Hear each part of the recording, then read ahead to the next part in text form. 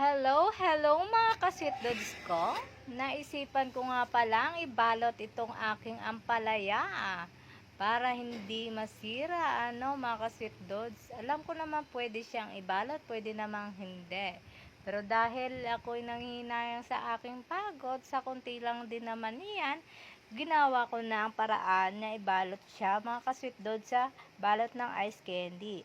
Char lang yung mga ka-sweet dudes ko. Of course naman, ibalot-balot naman natin siya sa malaking plastic, kagaya ng plastic ng yellow.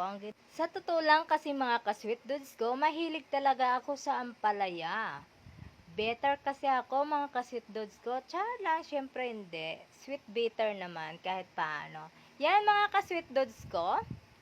Binabalutan ko siya ng plastic. Siyempre, mga ka-sweet dudes ko, bubutasan natin yan. Lalagyan natin ng butas sa ilalim. Kasi mga ka-sweet dudes, pag hindi natin binutas yan, maninilaw yan. Kusa siya mahihinog o masisira.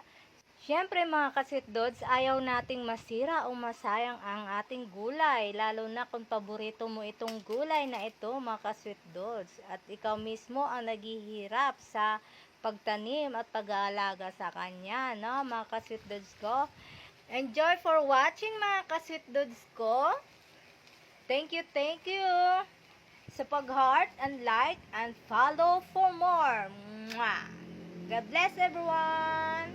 Thank you very much.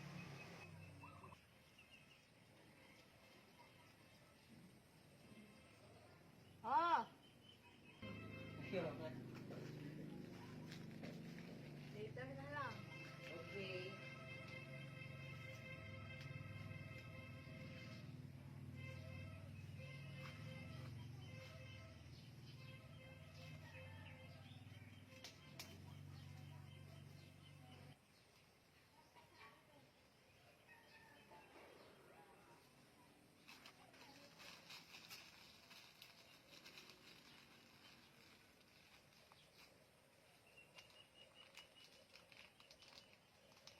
Gambo.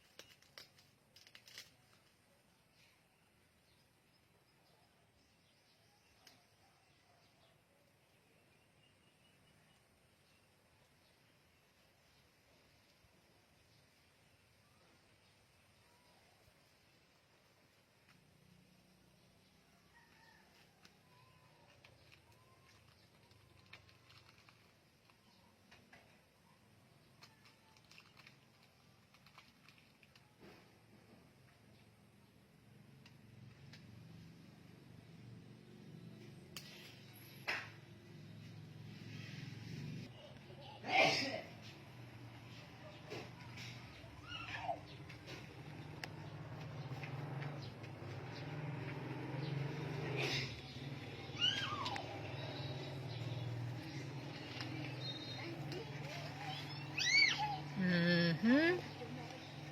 Oh, ha? Naman.